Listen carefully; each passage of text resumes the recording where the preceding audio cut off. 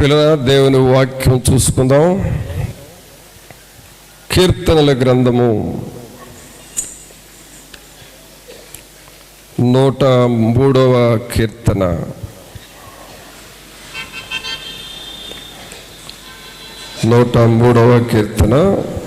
మొదటి నుండి కొన్ని వచనాలు మనం చూద్దాం. నా ప్రాణమా యెహోవాను సన్నుతించుము. నా అంతరంగముననున్న సమస్తమా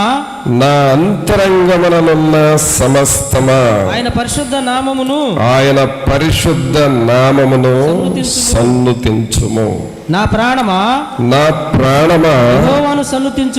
యెహోవాను సన్నుతించుము. ఆయన చేసిన ఉపకారములలో దేనిని మరువకుము. ప్రభునందులరా, దావీదు గారు దేవునిని స్తుతించే విషయంలో, దేవునిని ఘనపరిచే విషయంలో చాలా ఆసక్తి కలిగిన వాడు. ఆయన హృదయంలో ఒక బలమైన కోరిక ఏమిటంటే, దేవునిని నేను స్తుతించాలి అనే మనసు, దేవునిని నేను ఘనపరచాలి అనే మనసు.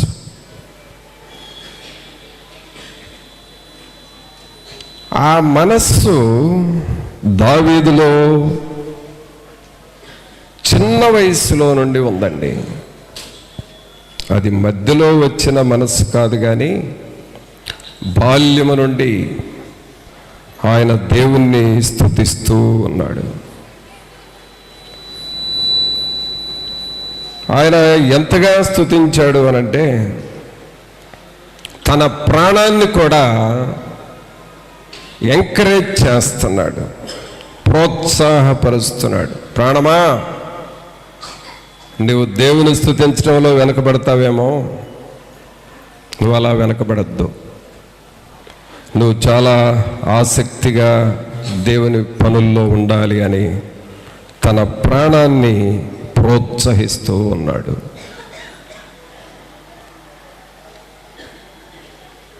అందుకనే నా ప్రాణమా అనే మాటను సంబోధిస్తూ ఉన్నాడు. ప్రభునందులారా, దేవుడు మనల్ని ప్రేమించి మరొక నూతన సంవత్సరంలోనికి ప్రభువును మనల్ని తీసుకొని వచ్చినాడు. ఈ నూతన సంవత్సరంలో మొదటి ఆదివారమున దేవుడు మనలను ఈ నూతన మందిరములోనికి తీసుకొని వచ్చాడు. ఒకసారి మనం ఈ సంవత్సరమంతా మనకు ఆశీర్వాదకరముగా ఉండులాగున మన ప్రాణాలని మనం ప్రోత్సాహపరచుకోవాలి. మన ఆత్మలను మనము ప్రోత్సాహపరచుకోవాలి. ఎందుకనగా మనంతట మనము ఏమీ చేయలేము, కానీ మన ముందు ఉన్న దేవుని ఆత్మ, ఇశ్రాయేలీలకు ముందుగా నడిచిన దేవుడు నేటి దినాలలో మనకును ముందుగా నడుస్తూ మనలను నడిపిస్తూ ఉన్నాడు. ఒక్కసారి మనం ఆలోచన చేసుకుంటే, మనము ఏమై ఉన్నామో అది దేవుని కృప అయి ఉన్నది. మనము ఈ స్థితిలో ఉండుట దేవుని యొక్క కృప అయి ఉన్నది అనేది మనం గుర్తు చేసుకుంటూ ఆయనను మనము స్తుతించాలి. అందుకనే ఈ 103వ కీర్తన దేవునిని స్తుతించే కీర్తన. అనగా ఈ సంవత్సరము ఈ మొదటి ఆదివారము మనము దేవునిని స్తుతించటంతో ప్రారంభమైతే, దేవునిని ఘనపరచటముతో ప్రారంభమైతే, ఆయన మనకు చేసిన మేలులన్నిటినీ జ్ఞాపకము చేసుకుంటూ కృతజ్ఞతాస్తుతులు, స్తోత్ర బలులు ఆయనకు చెల్లిస్తూ ఉంటే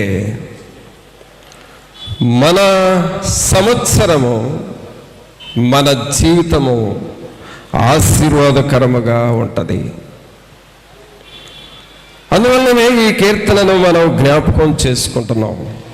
ఏమని అంటున్నాడంటే, నా ప్రాణమా యెహోవాను సన్నుతించుము, నా అంతరంగములలో ఉన్న సమస్తమా ఆయన పరిశుద్ధ నామమును సన్నుతించుము. నా ప్రాణమా యెహోవాను సన్నుతించుము. ఆయన చేసిన ఉపకారములలో దేనిని మరువకు. ఒక్కసారి అందరం ఈ మాట చూద్దామా? ఆయన చేసిన ఉపకారములలో దేనిని మరువకుము. దేన్ని మరవకూడదండి మనం? ఆయన చేసిన ఉపకారములలో దేనిని మరవకూడదు. ఒక్కసారి నిదానంగా కూర్చో, ఒంటరిగా కూర్చో. వీలైతే ఒక పెన్ను, పుస్తకం తీసుకో. ఒక్కసారి నువ్వు ఎల్కేజీ వయసు దగ్గరకు వెళ్ళు. అక్కడ నుండి ఆయన చేసిన మేళ్లను జ్ఞాపకం చేసుకో. గుర్తొస్తా ఉంటాయి, రాయి. వాటిని బట్టి దేవుని స్తుతించు. కొన్ని అప్పుడే గుర్తురావు, తర్వాత గుర్తు వస్తాయి, అవి కూడా రాయి. వాటిని బట్టి దేవుని స్తుతించు. స్తుతిస్తూ ఉంటే నీ హృదయము దేవుని ఆత్మ చేత నింపబడతా ఉంటుంది. నీ హృదయము స్తుతులతో నింపబడితే ఆ హృదయమే దేవుడు కూర్చునే సింహాసనముగా మారుతుంది. స్తుతించే హృదయాలు దేవుని యొక్క సింహాసనాలు. ప్రభువులారా, దేవుని మందిరము ఆయనను స్తుతించే ఆవరణము. మన హృదయాలు దేవుడు నివసించే ఆలయాలు. కావున మనం ఎప్పుడు కూడా దేవునితో ఆ సంబంధము కలిగి ఉండాలి. అయితే ప్రభువుని స్తుతించడానికి ఏమున్నాయి? కారణాలు ఏమున్నాయి? ఆయన స్తుతించాలి, నీకు వందనాలు ప్రభు అని చెప్పాలంటే ఏమైనా కారణాలు ఉండాలి కదా, ఏమైనా కొన్ని విషయాలు ఉండాలి కదండి. ఏమున్నాయి కారణాలు, విషయాలు ఏమున్నాయి అని చూస్తే చూడండి ఒకసారి దేవుని వాక్యంలో ద్వితీయోపదేశకాండము 16వ అధ్యాయము, ద్వితీయోపదేశకాండము 16వ అధ్యాయము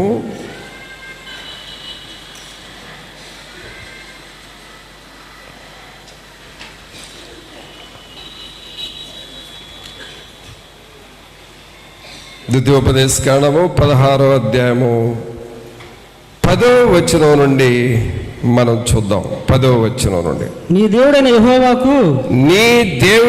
యెహోవాకు వారముల పండుగ ఆచరించుటకై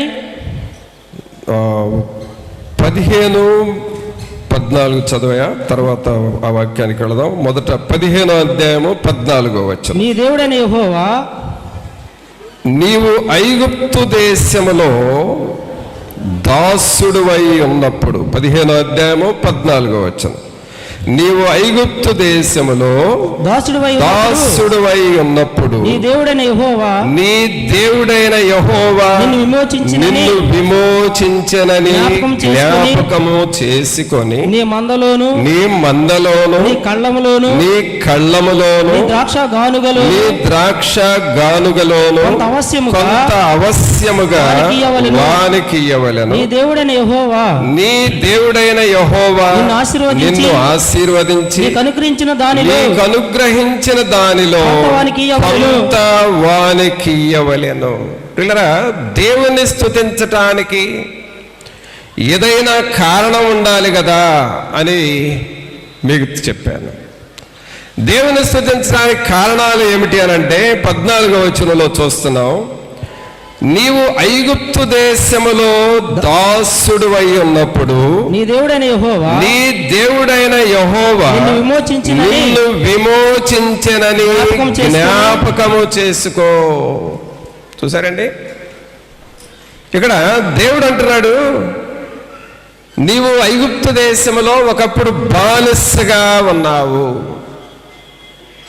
ఒకప్పుడు బానిస ప్రజలవుగా ఉన్నావు. నేనేం చేశాను? నా సేవకుడైన మోషేను నిలబెట్టి ఆయన ద్వారా ఐగుప్తు రాజుతో మాట్లాడించి 400 సంవత్సరాలు బానిసత్వంలో బ్రతికిన ఆ ఇశ్రాయేలీల ప్రజలను నేను విమోచించాను, నిన్ను రక్షించాను, ఆ బానిసత్వం నుండి నిన్ను విడుదల చేశాను. కాబట్టి దానిని నీవు జ్ఞాపకము చేసుకో. ప్రభువుని స్తుతించటానికి ఒక కారణం ఏంటంటే, దేవుడు మనల్ని అనేకమైన బానిసత్వపు అలవాట్ల నుండి, బానిసత్వపు పరిస్థితుల నుండి ఆయన మనల్ని విడిపించాడు. మారు మనసు పొందకముందు, దేవుని యొద్దకు మనం రాకముందు రకరకాల బానిసపు అలవాట్లు ఉంటాయి. పాపపు బానిసత్వం, శరీర సంబంధమైన బానిసత్వం, అలాగే సాతానుడు మన కుటుంబాల మీద యాజమాన్యము వహిస్తూ కుటుంబాన్ని రకరకాలుగా శోధిస్తూ ఉండేవాడు.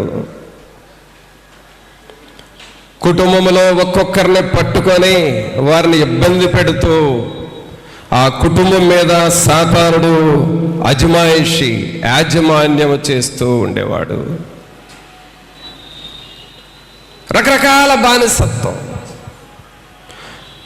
పాపపు సంఖ్యల చేత బంధించి కుటుంబాలలో నెమ్మది లేకుండా చేస్తూ ఉండేవాడు. కుటుంబపరమైన శాపాలు,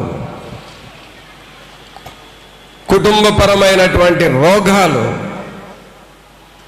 సైతాను పనులు, చనిపోవాలనే ఆలోచన, మెంటల్గా మాట్లాడటం, ఫిట్స్ వ్యాధితో బాధపడటము, కుటుంబాలు గొడవలు, విచ్ఛిన్నమైపోయే పరిస్థితులు, ఇవన్నీ సాతానుడి యొక్క బంధకాలు, ఐగుప్తు చెర ఇది. కానీ మనస్సు నెమ్మది లేక ఎలాగో బ్రతకాలో చేతగాని పరిస్థితుల్లో దేవుని దగ్గరకు వచ్చినప్పుడు దేవుని వాక్యము ద్వారా ప్రభువు మనల్ని విమోచించాడు. ఆయన శిలువ రక్తము ద్వారా, దేవుని శక్తి ద్వారా మనలను విమోచించాడు, మనలను కాపాడుతూ వచ్చాడు. ఆ పూర్వం ఉన్న టెన్షన్స్ దేవుడు తొలగించాడు. చావు బ్రతుకుల మధ్య అల్లాడిపోయిన మనలను ఇప్పుడు నెమ్మదితో బ్రతుకున్నట్లుగా చేస్తూ ఉన్నాడు. సాతానుడి యొక్క పోరాటాలతో ఉన్న వారిని విడుదల చేసి కాస్త హాయిగా నిద్రపోయేటట్లుగా ప్రభువు మనల్ని చేశాడు. బ్రతుకు బండి ఎలాగూ సాగుతుందా అని ఆలోచన చేస్తూ ఉన్నప్పుడు దేవుడు నీ యొక్క కుటుంబాన్ని పోషిస్తూ నడిపిస్తూ ఉన్నాడు. రకరకాల కలవరాల పరిస్థితుల్లో నుండి దేవుడు మనల్ని విడుదల చేసి ఆయన మనల్ని విమోచించి నడిపిస్తూ ఉన్నాడు. వీటిని నీవు జ్ఞాపకము చేసుకొని ఆయనను స్తుతించు అని చెబుతూ ఉన్నాడు. వీటిని జ్ఞాపకం చేసుకో, వీటిని జ్ఞాపకం చేసుకొని ఆయనను స్తుతించు. ఎల్లప్పుడూ స్తుతించు నా ఆత్మ దేవుని, ఎల్లప్పుడూ స్తుతించు.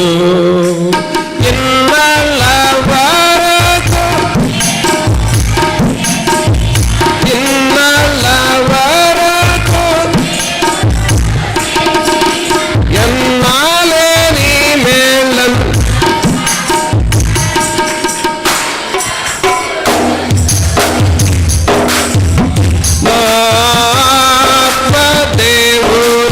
ఎల్లప్పుడూ స్తుతించు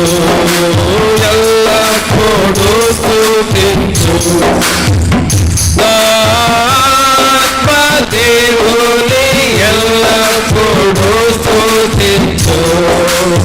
మీరందరూ ఒక్కసారి చేతులు ఎత్తండి. మీరందరు చేతులు ఎత్తడం ఒక్కసారిగా నేను చూస్తుంది ఇవాళే. ఇంతకాలం మీరు ఎక్కడెక్కడ కూర్చున్నారో నాకు అర్థం కాల. ఇప్పుడు అందరు అలాగే చేతులు పెట్టి చప్పట్లు కొడితే, వీడియో తీస్తే వెరీ బ్యూటిఫుల్ అండి. ఎల్లప్పుడూ స్తుతించు నా ఆత్మ దేవుని, ఎల్లప్పుడూ స్తుతించు. ఇన్నాళ్ళ వరకు దేవుడు చేసిన, ఇన్నాళ్ళ వరకు దేవుడు చేసిన ఎన్నాలేని మేళ్ళందరూ వారుకుండాలి. ఎల్లప్పుడూ స్తుతించు నా ఆత్మ దేవుని, ఎల్లప్పుడూ స్తుతించు. పిల్లరా, మనము ఈ నూతన సంవత్సరము మనకు ఆశీర్వాదకరముగా ఉండాలి అనంటే ఆయన చేసిన మేళ్లను జ్ఞాపకము చేసుకొని, ఎన్ని బంధకాల నుండి, ఎన్ని సాతానుడు చెరల నుండి, ఎన్ని పాపపు అలవాట్ల నుండి, ఎన్ని శోధనల నుండి మనల్ని విడిపించాడో వాటిని బట్టి జ్ఞాపకము చేసుకొని ఆయనను స్తుతించాలి అని దేవుని వాక్యం మనకు సెలవిస్తా ఉంది. ఆయనను స్తుతించు, ఆయనను ఘనపరచు. నీవు కదా ప్రభువా ఇదంతా చేసినది, నీవు కదా మమ్మల్ని నడిపిస్తూ ఉన్నది, నీవు కదా మాకు ముందు ఉండి నడిపిస్తూ ఉన్నది.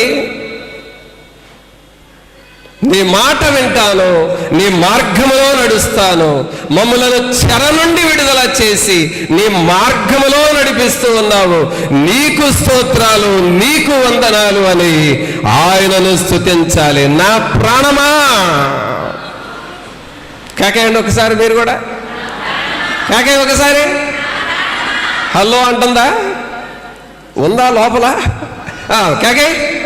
నా ప్రాణమా యెహోవాను సన్నిధించుము, ఆయన చేసిన ఉపకారములలో దేనిని మరువకము.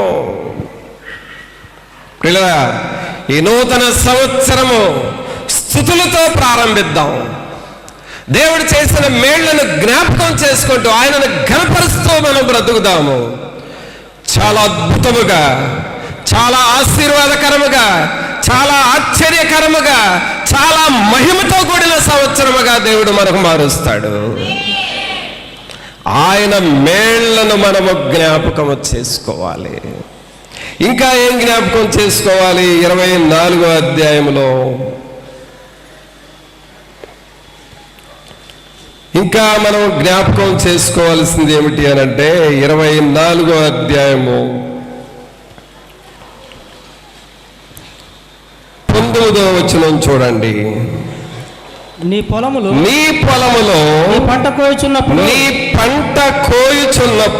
పొలములో పొలములో ఒక పన మరచిపోయిన ఎడల అది తెచ్చుకొనుటకు నీవు తిరిగి పోకూడదు. నీ దేవుడైన యెహోవా నీ దేవుడైన యెహోవా నీవు చేయ పనులన్నిటిలోను నీవు చేయు పనులన్నిటిలోను నిన్ను నిన్ను ఆశీర్వదించునట్లు అది అది పరదేశులకు పరదేశులకును తండ్రి లేని వారికి తండ్రి లేని వారికి విధవరాండ్రకును ఉండవలెను.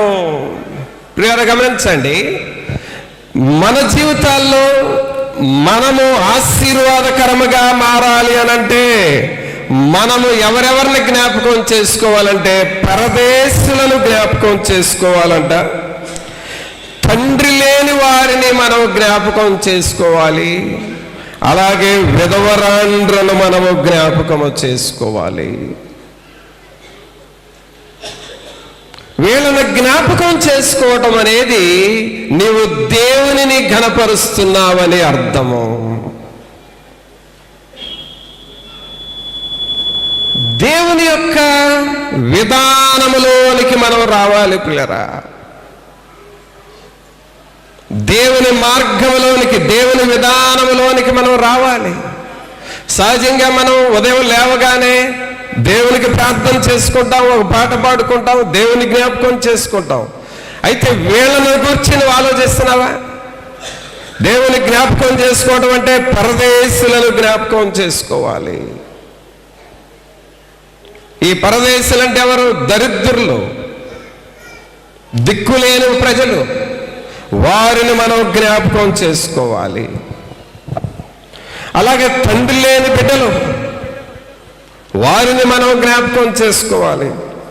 విధవరాండ్రు, వారిని మనం జ్ఞాపకం చేసుకోవాలి. ఇలాగ వారిని జ్ఞాపకం చేసుకొని వారికి నువ్వు చేయగలిగిన సహాయములు చేస్తున్నావంటే నువ్వు దేవుణ్ణి జ్ఞాపకం చేసుకుంటున్నావు. దేవుని నువ్వు జ్ఞాపకం చేసుకుంటున్నావంటే నీవు దేవుని స్తుతిస్తూ ఉన్నావు. దేవుడు నీ పట్ల ఆశీర్వాదము ఇస్తాడు. అందుకని అక్కడే ఉంది, నీ దేవుడైన యెహోవా నీవు చేయు పనులన్నిటిలోనూ నిన్ను ఆశీర్వదించునట్లు. అనగా దేవుడు నిన్ను ఆశీర్వదించాలి అని అనుకుంటున్నాడు. అలాగూ నువ్వు దేవుణ్ణి పట్టుకుంటావా? దేవుని నువ్వు అలాగూ ఘనపరుస్తావా? అంతేకాదు మనం ఇంకా చేయాల్సిన మరొకటి ఏమిటంటే స్తుతులు చెల్లించుట ద్వారా నీ జీవిత నాణ్యత పెరుగుతుంది. నీ జీవితానికి కొంత నాణ్యత పెరగాలి అనంటే నువ్వు దేవుణ్ణి స్తుతించాలి. దీన్నే లైఫ్ వాల్యూస్ అంటాము, జీవిత నాణ్యత. నీ జీవితం ఎలాంటిదైనా సరే నీకు నాణ్యత పెరగాలంటే నీవు ఆయనను స్తుతించాలి, ఆయనను ఆరాధన చేయాలి. చూడండి, ఒక సహోదరి జీవిత నాణ్యత ఎలాగూ పెరిగిందో చూద్దాం. దేవుని వాక్యంలో లూకా సువార్త 6వ అధ్యాయము, లూకా సువార్త 6వ అధ్యాయము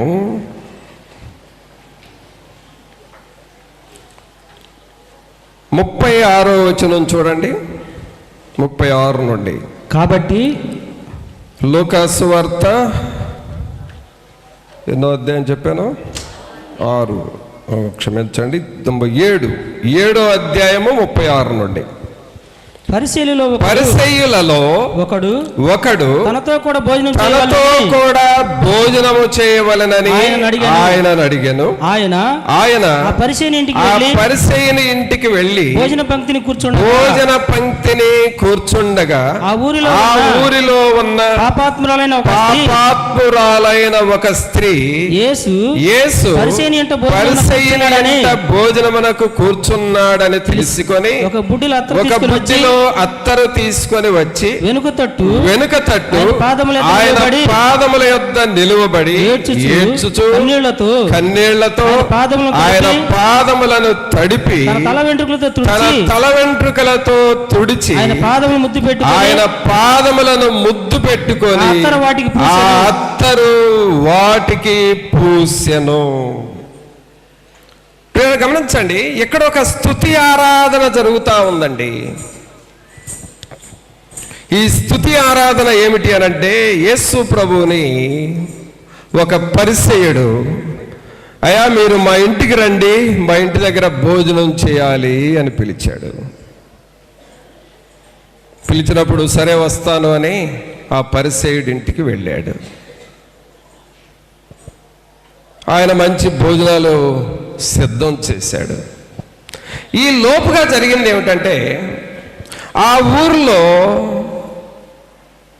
ఒక స్త్రీ ఆ ఇంటికి వచ్చింది. ఆమె ఎవరు? పాపాత్మురాలు అని రాయబడి ఉంది. అనగా పాపము చేత నింపబడిన స్త్రీ ఆమె. ఊర్లో వాళ్ళు ఆమెకు పెట్టిన పేరు ఏంటంటే పాపాత్మురాలు.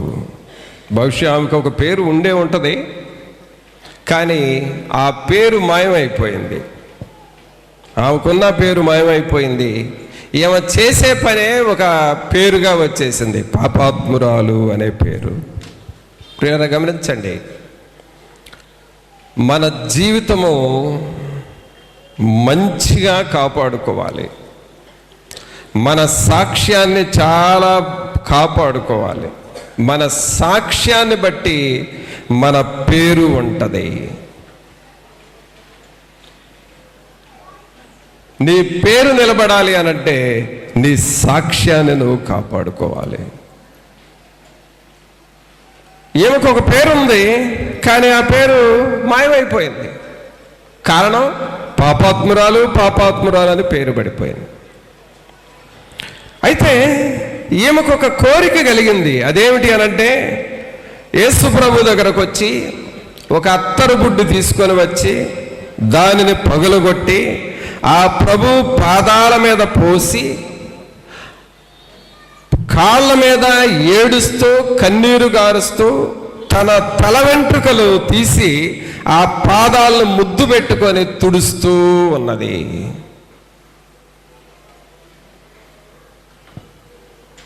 అనగా ఏమకొచ్చిన ఒక ఆలోచన ఏమిటంటే, నా జీవితంలో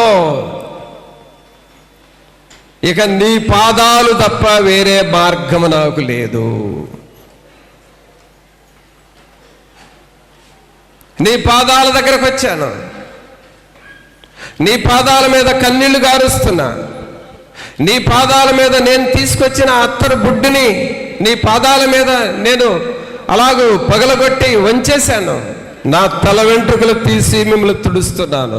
ఇక నాకు మీ పాదాలు తప్ప వేరే మార్గం లేదు, వేరే అవకాశమే లేదు అని ఆమె కన్నీరు కార్చి దేవునిని స్తుతిస్తూ ఉన్నది. అంటే హృదయమంతటితో దేవునిని స్తుతిస్తూ ఉంది. నేను పాపాత్మురాలనే, కానీ అందుకే నీ పాదాలు పట్టుకున్నాను. దేవునిని స్తుతిస్తా ఉంది. నేను చేసిన పాపములన్నీ నేను చేశానయ్యా, పొరపాట్లన్నీ చేశాను, నీవు నన్ను క్షమించాలి. నీ పాదాలు పట్టుకుంటున్నాను. నా పాపమును తీసివేయగలిగింది నీవే, నా మీద ఉన్న శాపాన్ని తీసివేయగలిగింది నీవే, ఈ ఊర్లో నాకున్న చెడ్డ పేరు మార్చగలిగింది నీవే. నీవు తప్ప నాకు వేరే మార్గము లేదు కానీ దేవుని పాదాలు పట్టుకున్నది. సోదరుడా సోదరి, ఈ నూతన సంవత్సరంలో మనం చేయాల్సిన పని ఏమిటంటే, మన సాక్ష్యం ఎలా ఉన్నా సరే, మన పరిస్థితులు ఎలా ఉన్నా సరే, దేవుని పాదాలు మనం పట్టుకోవాలి. ఆయన పాదాల దగ్గరకు రావాలి. ఆయన పాదాలను పట్టుకొని కన్నీరు గార్చి నీ హృదయమంతట్లో, నీ హృదయంలో ఉన్న భారమంతా ఆయన మీద వేసి, స్త్రీకి తల వెంట్రుకలు అనేవి చాలా విలువైనవి. ఆ విలువైన తల వెంట్రుకలను ప్రభు పాదాలు ముద్దు పెట్టుకొని తుడుస్తూ ఉన్నది. ఇప్పుడు ఆమె జీవితం ఏమైపోయింది అని చూస్తే ప్రభు చెబుతా ఉన్నాడు. 45వ వచనం చూడండి, 44 నుండి చూద్దాం. ఆ స్త్రీ వైపు తిరిగి సీమోనుతో ఇట్లా నేను సీమోనుతో ఇట్లను, ఈ స్త్రీని ఈ చూచుచున్నావే, స్త్రీని చూచుచున్నావే, నేను నీ ఇంట్లోనికి రాగా నేను నీ ఇంటిలోనికి రాగా నీవు నా పాదములకు నీవు నా పాదములకు నీళ్ళలేదు గాని ఈమె తన కన్నీళ్లతో నా పాదములను తడిపి తన తల తన వెంట్రుకలతో తుడిచెను. నీవు నన్ను ముద్దు నీవు నన్ను ముద్దు పెట్టుకొనలేదు గాని నేను నేను లోపలికి వచ్చినప్పటి నుండి ఈమె నా పాదములు ముద్దు పెట్టుకొనుట మానలేదు. చూసారా, నా పాదాలు ముద్దు పెట్టుకొనుట మానలేదు. ఏంటండి ఈ భక్తి?